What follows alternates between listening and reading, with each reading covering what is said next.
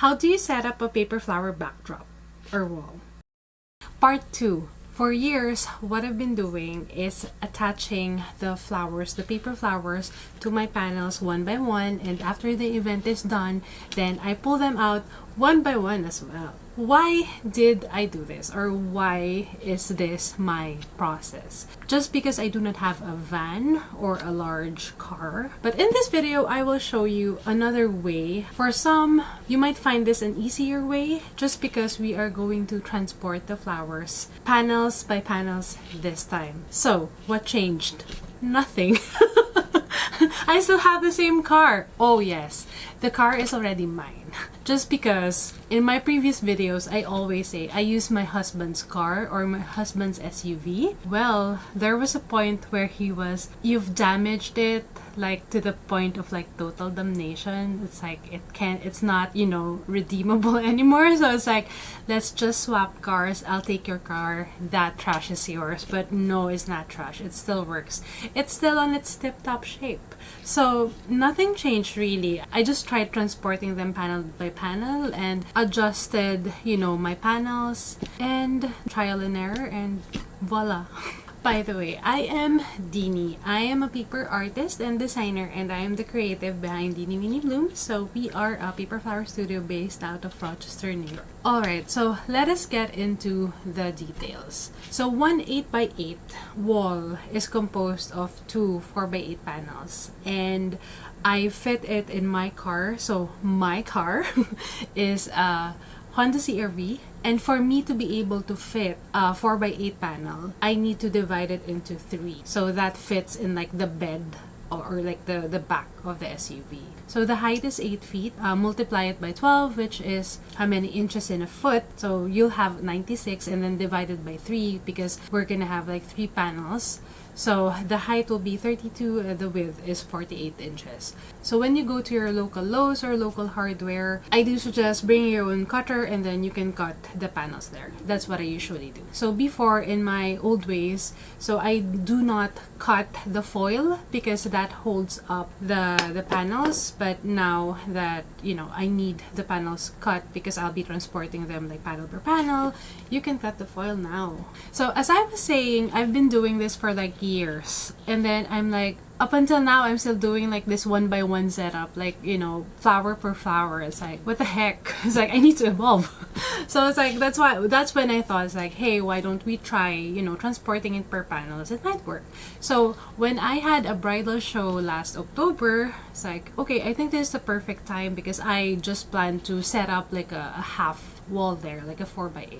So that's what I did. And what I realized is that I think it can work. It's just that the 18-inch roses or paper roses are like really tall.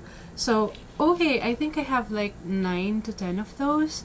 I think I'm just gonna remove them and then pile up the panels, and then just like, you know, sneak in those large flowers on top, on the side, like wherever I can fit them, and then just attach the big flowers on side. It's like, that would be way easier compared to, you know, adding like putting like 100 pieces of flowers on side. So yeah, true enough, it is faster. I just had to make some adjustments with the structure itself. So what I did is I kind of cut up the base, so it now includes like a cross coupling. Before I only had one, now it's 2, because I needed to add like 2 pipes that will hold like the inner portion of the panels. So I also needed like 2 of those large coupling, like those large couplings on top. So I added 2 of those, and then like the pipes. So I also had to cut like the pipes in the middle into 2 for easy transportation. So it will fit like my stand bag, or the bag that, you know, contains or like carries the stand. So with this structure, I do highly recommend weighing them first, because what I've noticed with this structure, like because we have more components, the sturdiness of it decreased, kind of like that. So it's like there was a tendency for it to like fall over, because it's like when I've set this up, it's like I didn't, you know, weight it down at first, because I thought my neighbor who had my wall, it's like we had a partnership, something like that. So I thought that, you know, they're still gonna do something, so I didn't weigh it at first. And when I like put his sign up. It's like, oh my god, I'm so glad that they were there up front, but it kind of like almost toppled down just because I didn't weigh it. So it's like, that's my number one suggestion. It's like, weigh it down immediately once it's like it's already up. Yeah, so setting it up and pulling it down is so much easier compared to like, you know, putting them one by one.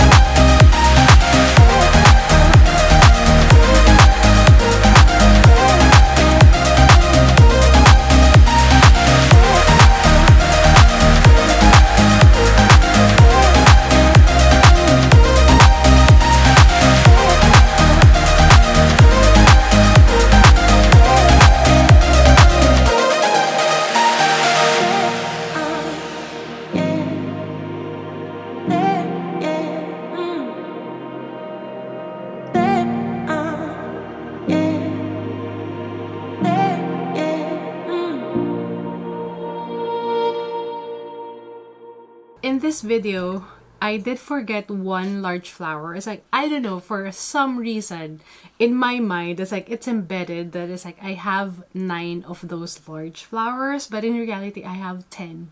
And I always forget like that one flower. So yeah, but I wasn't able to take a video of like the completed one, it just because the bridal show was so busy. So it's like, I forgot to take a video of it, but I was able to put it there.